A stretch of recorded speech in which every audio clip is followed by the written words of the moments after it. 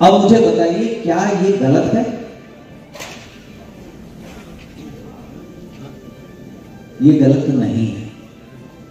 वाल्मीकि रामायण में दशरथ के पत्नियों की संख्या 350 बताई गई है, प्रमुख रानियां 3 बताई गई।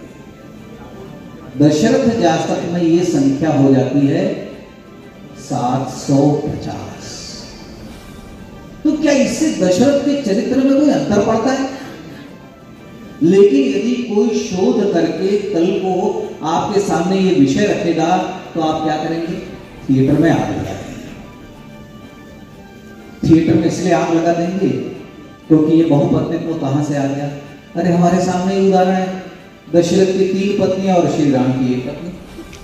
इसके अतिरिक्त हम लोगों ने जिस राम को हम जानते हैं वो तुलसी के राम, वो वाल्मीकि के राम नहीं। अब एक मुझे साधारण सी बात बताइए, मैं चित्रों का आदमी इसलिए मैं हमेशा चित्रों में सोचता हूं कि जब श्री राम और लक्ष्मण और माता सीता वन में गए तो उनके साथ क्या क्या वो लेकर गए होंगे? कोई कल्पना? आज तक हम लोगों ने क्या देखा? आप सबने देखा है धारावाहिक, श्री राम हाथ में धनुष, पीछे तर्कस और तर्कस में बाण, यही लेके गए ना। लेकिन अब आप वाल्मीकि रामायण को देखिए। तो मैंने इस बार प्रयत्न किया है कि आपने जो छवियां देखी हैं उन छवियों को मैं सत्य के आधार पर आपके लिए प्रस्तुत करूं, जो आपको लगेगा कि इसका निर्देशक जो है वो चूक गया, गलती का। क्यों?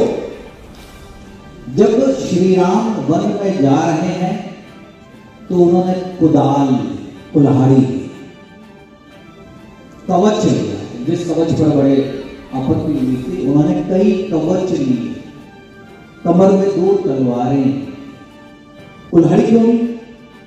क्योंकि वे वन में जा रहे हैं, जहां रास्ता नहीं होगा तो वहां उन्हें रास्ता बनाना पड़ेगा। तो ये तो साधारण सी बात है। अब मैं जो आपको बताने जा रहा हूं, क्या आपने कभी कल्पना की है कि लक्ष्मण की पीठ पर बहुत बड़ी पेटिका, पेटिका शब्द पेटी है जो काले चमड़े से, बकरे के काले चमड़े से बनी है, और वो बड़ी पेटी है। बड़ी पेटी क्यों है? आपने आज तक ये चित्र देखा? नहीं देखा। इसलिए नहीं देखा कि हम लोगों ने वाल्मीकि रामायण को सूक्ष्मता से नहीं पढ़ा। वाल्मीकि रामायण क्या कहती है कि जब सीता जी वन के लिए जा रही हैं तो सीता जी को तो वनवास नहीं हुआ था। वशिष्ठ मुनि, मैं थोड़ा सा प्रसंग आपको बताता हूं इसलिए कि वाल्मीकि का काव्य क्यों भारत के लिए बहुत महत्वता है। वशिष्ठ मुनि कहते हैं कि सीता राम की अर्धांगिनी है, इसलिए वह अयोध्या के सिंहासन पर बैठेगी। क्या हमने कभी कल्पना की थी कि इस प्रकार का विचार जो महिला सशक्तिकरण की बात करता है कि एक स्त्री को अपने पति का प्रतिनिधि बनकर सिंहासन पर बैठना मना कौन करता है? सीता जी, कि मैं अपने पति की पीछे चलने वाला। उसके बाद वशिष्ठ ने दूसरा जो आपत्ति दर्ज कराई कि सीता जी को वनवास नहीं हुआ, इसलिए वो वल्कल नहीं पहनेंगे, वल्कल वस्त्र नहीं पहनेंगे। ये भी बात दशरथ ने स्वीकार की, और वशिष्ठ मुनि यहाँ कहते हैं कि सीता जी वन में सभी प्रकार के श्रृंगार करके रहेंगी। तो इस मत के बाद क्या हुआ? इस मत के बाद दशरथ ने अपने कोषाध्यक्ष को बुलाया और सीता जी के लिए 14 वर्ष के लिए पर्याप्त वस्त्र और आभूषण सीता जी को दिए, और वो एक पेटिका में रखे गए जिसका वाल्मीकि रंग भी बताते हैं, किस चमड़े से बनी है वो भी बताते हैं।